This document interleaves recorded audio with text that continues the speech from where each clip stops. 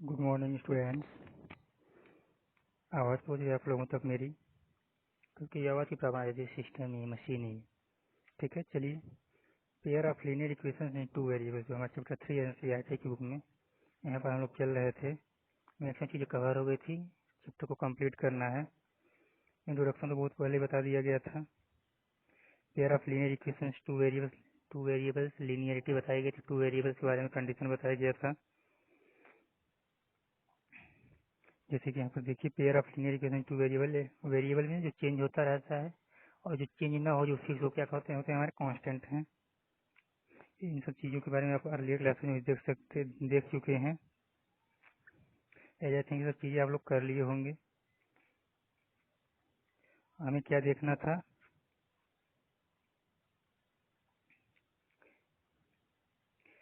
हम चल रहे थे इसके मेथड से, जैसे इन इक्वेशन को कैसे सॉल्व किया जाता है। ठीक है, ग्राफिकल मेथड देख लीजिए यहाँ पर कैसे दिया गया है। पीडीएफ सेंड किया गया था आप लोगों को। जो चीज़ें ना समझ में आ रही है यहाँ से देख लीजिए। यहाँ पर आपकी एक्सरसाइज जो क्वेश्चन नहीं सॉल्व होंगे बता दीजिएगा, उनका सॉल्यूशन प्रोवाइड कर दिए जाएंगे आप लोगों को। ये सब चीज़ें तो बहुत ईजी है। ग्राफिकल मेथड, लाइन ड्रा करना, स्ट्रेट लाइन, इंटरसेक्शन पॉइंट देखने हैं, वहीं से आपके सॉल्यूशन मिलेंगे। ठीक, ग्राफिकल मेथड के बाद यहाँ पे कुछ कंडीशन बताए गए थे इंटरसेक्टिंग, कोइंसिडेंट और पैरेलल के कंडीशन में। ठीक, जैसे कि pair of line A1/A2, B1/B2, C1/C2, तीनों के लिए कंडीशन एक बार ब्रीफली हम बता दिए थे। उसके बाद एक सॉल्यूशन की बेसिस बताया गया था। इन से चीजें भी आप लोगों को क्लियर हुई होंगी। ग्राफ देखिएगा।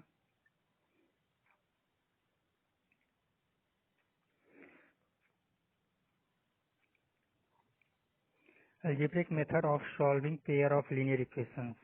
सब्स्टिट्यूशन मेथड, जैसे कि तीन मेथड थे यहाँ पर। सब्स्टिट्यूशन मेथड, एलिमिनेशन मेथड और क्रॉस मल्टीप्लिकेशन मेथड। जो आपका लॉकडाउन हुआ इसकी वजह से एक मेथड आपका यहाँ से रिमूव कर दिया गया है, जो आपका क्रॉस मल्टीप्लिकेशन मेथड था। तो सब्स्टिट्यूशन मेथड और एलिमिनेशन मेथड प्रीवियस वीडियो में बताए थे। जो कुछ चीजें छूटी हुई हैं उसको यहाँ पर करके हम इस चैप्टर को फाइनल कर लेंगे। ठीक, सब्स्टिट्यूशन मेथड एग्जाम्पल के बेसिस पर समझाया गया था आप लोगों को। आई थिंक चीजें क्लियर हो गई होंगी। जो चीजें फंस रही है यहाँ से देख लीजिए, आप लोगों को क्लियरिटी है सब कुछ। ठीक, स्टेप वाइज प्रोसीजर है। वेरिफिकेशन के लिए देखिए, वेरिफिकेशन नहीं बताया गया तो वेरिफिकेशन कंडीशन देखिए।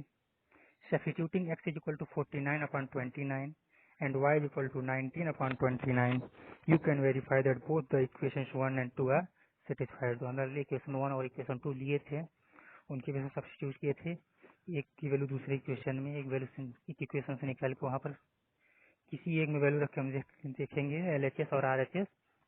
जैसे कि LHS में आपका x और y है, RHS में आपका कांस्टेंट है।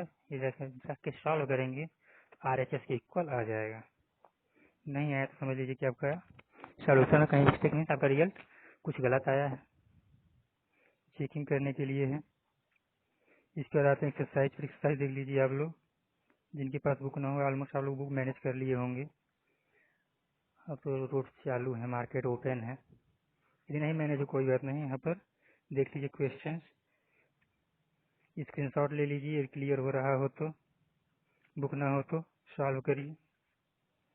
एलिमिनेशन मेथड ही बताया गया था, सिर्फ एग्जाम्पल बताए थे। फर्स्ट एग्जाम्पल यहाँ का भी बता दिया गया था। इसका भी वेरिफिकेशन देख लीजिए। जो हमारा रिजल्ट आया है, क्या था कल के रिजल्ट में? उनकी सैलरी, एक की सैलरी आई थी 18,000 और दूसरे की सैलरी आई थी 14,000। इनका जब रेशियो निकालेंगे तो रेशियो क्या आएगा? 9:7। ठीक, उनके एक्सपेंडिचर का भी निकाल लें। एक्सपेंडिचर एक्सपेंडिचर निकालने के बाद रेशियो क्या आया था? 4:3। वो भी आ गया अपना आपका। तो यहाँ सब क्या कर सकते हैं कि जो आपका रिजल्ट है वो सही है। वेरिफिकेशन वेरीफाई कर लेंगे, आप लोगों को क्लियर होता है, डाउट दूर हो जाता है। लेकिन पिछले लेक्चर में आप लोगों को बताया गया था, ये लाइन लिखना मत भूलिएगा। Show the solution of equation is x is equal to 2000 and y is equal to 4000। तो सॉल्यूशन है इक्वेशन, जो आप इक्वेशन फॉर्म किए हैं। लेकिन आप किस बेसिस पर इक्वेशन को फॉर्म किए हैं, उस बेसिस पर जो रिजल्ट है वो आपको देना जरूरी होता है। Therefore the monthly incomes of the person are ₹18,000 and ₹14,000 respectively. उनकी इनकम्स को पूछा गया है क्वेश्चन, आप लोग ध्यान दीजिएगा। तो वो एक का 18,000 है और दूसरे का 14,000 है। ठीक, रिमार्क्स हैं, this method is used in solving the example above is called elimination method because we eliminate one variable first to get a linear equation in one variable. In an example above we eliminated y, we could also have eliminated x. Try doing in that way. जो नहीं आप ये कहीं को eliminate करें जो आपको easy लगे, जिसको एलिमिनेट करने को उसके हिस्से में एलिमिनेट करके आप सॉल्यूशन निकाल सकते हैं। जब ज़्यादा फास्ट हो रहा तो वीडियो को पॉज कर लीजिएगा, ठीक है। हाँ, ट्राई डूइंग इन दैट, उस वे में आप कर सकते हैं। इसी क्वेश्चन को आप उसी वे में कर सकते हैं कि दूसरे वेरिएबल के लिए दूसरा क्वेश्चन सॉल्व किया जाए। स्टेप्स वही दिए गए हैं। First multiply both equations of same suitable non zero constant to make the coefficient of one variable either x or y numerically equal. Convert करेंगे जैसे हम किए थे, वाई को एलिमिनेट करके एक्स में कन्वर्ट कर लिया तो इसकी वैल्यू रखे थे तो वाई एक्स आपका एलिमिनेट हो गया था। Then add or subtract one equation from the other so that one variable gets eliminated. If you get an equation in one variable, go to step 3. In step 2, we obtain a true statement involving no variable, then the original pair of equation has infinitely many solutions. In step 2, we obtain false statement involving no variable, then the original pair of equations has no solution, that is inconsistent. जैसे कि 3 condition ऊपर हम लोग देखे थे जब इस chapter को शुरू किया तो उस लेक्चर में, कंसिस्टेंट होगा इनकंसिस्टेंट होगा इसकी बेसिस पर, तो वहाँ से भी आप चेक कर लेंगे। A1/A2 B1/B2 C1/C2 के बेसिस पर दो इक्वेशन जो है आपके। उसके बाद आएंगे स्टेप 3 पर, solve the equation in one variable either in x और इन Y. X or Y means या तो एक्स में या वाई में, किसी एक में आप सॉल्व करिए variable, so obtained to get its value, जो आपको मिला उससे एक की वैल्यू निकालेंगे। स्टेप 3 में substitute the value of x or y in either of the original equations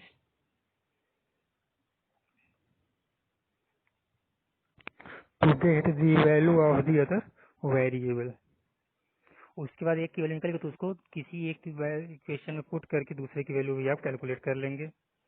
तो not to state it we shall solve few more examples, यहाँ कुछ और एग्जांपल्स उसी बेसिस पर किए गए हैं, जिनको ना क्लियर हो रहा हो यहाँ से देख करके आप लोग नोट कर सकते हैं।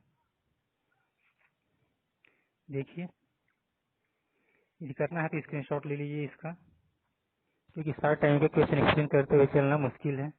आप लोगों को सिर्फ टाइमली कवर करना ताकि रिवीजन हो जाए, ठीक है। ये टेंशन मत लीजिए अभी क्या शुरू हुआ क्या नहीं शुरू हुआ, सब कुछ टाइमली कंप्लीट हो जाएगा। I hope, as I hope, okay. Then move on to exercise of this topic, exercise 3.4। You have 2 questions. In first question you have 4 parts and second question you have 5 parts. Try to solve these questions. As I hope after discussing these things, this will become easier for you. इसका आता है cross multiplication method, जो remove कर दिया गया है आपके syllabus से, आपको नहीं पढ़ना है।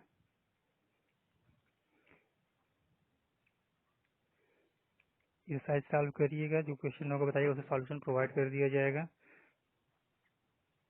सिलेबस सब लोगों का स्टार्ट हो गया है,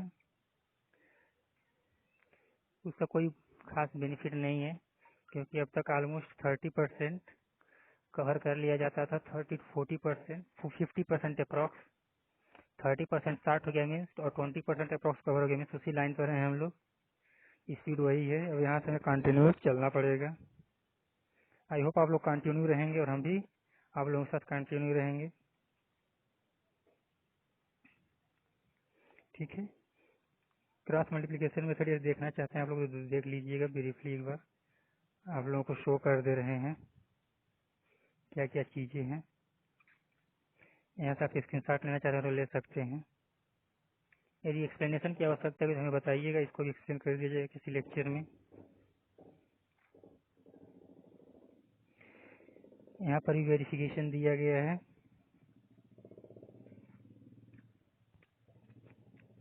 जैसे रिजल्ट आया, रिजल्ट को चेक करते हैं क्वेश्चन की बेसिस उस वैल्यू को पुट करेंगे, देखेंगे कि रिजल्ट आपका वैल्यू इक्वेशन को सेटिस्फाई कर रहा है या फिर गिवन कंडीशन को सेटिस्फाई कर रहा है या नहीं, जैसा कि हम उनके केसेज में किए हैं।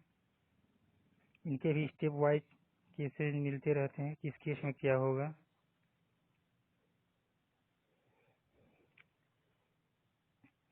यहाँ पर देखिए ग्राफ की बेसिस पर, डायग्राम के बेसिस दिया गया क्रॉस मल्टीप्लिकेशन किसको किससे क्रॉसली मल्टीप्लाई करते हैं। ठीक, वैसे इसका कोई यूज नहीं है आपके यहाँ की बेसिस पर, और आगे भी कहीं यूज नहीं पड़ेगा इसका, तो बहुत जरूरी नहीं है इसको पढ़ना। बहुत चुन के सिलेबस को सॉर्ट आउट किया गया है, ये आप पढ़ लेते तो कहीं कहीं बेनिफिशियल तो हो ही जाएगा।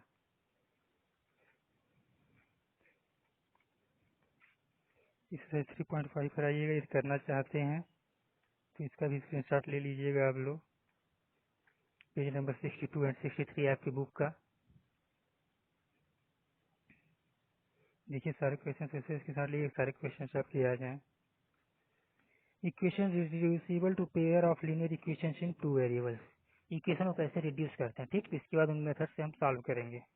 Equation reducible to pair of linear equations in two variables, reduce करेंगे। जैसे यहाँ पर दिया गया एग्जांपल के हिसाब solve the pair of equations 2 upon x plus 3 upon y is equals to 13, 5 upon x minus 4 upon y is equals to -2। यहाँ पर कांस्टेंट को कॉमन लेंगे तो 1 upon x 1 upon y में कन्वर्ट हो जाएगा। इसमें कन्वर्ट होने के बाद इसको हम चेंज कर लेंगे p और q में, means 1 upon x is equal to p and 1 upon y is equals to q। अब यहाँ से आप ऊपर से कोई रूल लगा के इसे सॉल्व कर सकते हैं। ये होता है इक्वेशन रिड्यूस कर दिए, चेंज कर दिए। यहाँ पर एक चीज और ध्यान देंगे, जो p और q की वैल्यू आपको निकलेगी तो उसको x और y में कन्वर्ट कर देंगे, तो आपका फाइनल रिजल्ट वहां से मिलेगा। जैसे देखिए यहाँ पर सॉल्व करने पर क्या मिला, p is equal to 2, q is equal to 3। p is equal to 2 means 1 upon x is equal to 2, y is equal to 3 means 1 upon y is equal, sorry q is equal to 3 means 1 upon y is equal to 3। तो यहाँ पर x की value क्या हो जाएगी, x is equal to 1 upon 2 और y is equal to 1 upon 3। Verification substitute कर देखिए LHS को में, RHS की वैल्यू RHS के इक्वल आ जाएगी। ठीक है, इसको सॉल्व करिए, कोशिश करिएगा। Solve the following pair of linear equations by reducing them to pair of linear equations. Reduce करना, इसको भी देखिए, परेशान होने की आवश्यकता नहीं है। ऊपर x माइनस 1 है, नीचे वाले में भी x माइनस 1 ही है। ठीक, ऊपर y माइनस 2 है तो नीचे वाले में y माइनस 2 ही है। तो इसको पूरे को चेंज कर देंगे, 1 अपन x माइनस 1 को p और 1 अपन y माइनस 2 को q में। क्लियर, बहुत फास्ट नहीं हो रहा है। चलिए इसको इस तरह से लिखा जाता है p और q के फॉर्म में। जैसे आप x और y के लिए सॉल्व करते हैं तो वैसे p और q के लिए सॉल्व करेंगे, p और q को फिर x और y में कन्वर्ट कर देंगे। जिस फॉर्म में आप ट्रांसफर इसको चेंज किए थे रिवर्स कर देंगे और वहां से आपका फाइनल रिजल्ट आ जाएगा। वेरिफिकेशन, ये आपका वर्ड प्रॉब्लम है। यहाँ से आप पहले एक एक्सप्रेशन बनाएंगे, फिर दूसरा एक्सप्रेशन आपको मिलेगा, वहां से आप सॉल्व करेंगे। यहाँ पर भी x minus y x plus y है, इसको u में कन्वर्ट किया गया है, क्रॉस मल्टीप्लिकेशन के मेथड पर किया गया है। इसमें आप लोगों को परेशान होने की जरूरत नहीं है, क्योंकि आप लोगों के सिलेबस से सॉर्ट आउट कर दिया गया है। यहाँ तक हमें लगता है आप लोग सिलेबस चेक कर लीजिएगा सारे सब्जेक्ट का, क्या सॉर्ट आउट हुआ है क्या नहीं हुआ है। उस मैथमेटिक्स में जो चीजें सॉर्ट आउट हुई हैं उसका कोई बहुत वो नहीं है आगे। बाकी और सब्जेक्ट्स में देख लीजिएगा, जैसे साइंस में जो चीजें सॉर्ट आउट हुई इसका बहुत ज्यादा यूज है आगे क्लासेज में।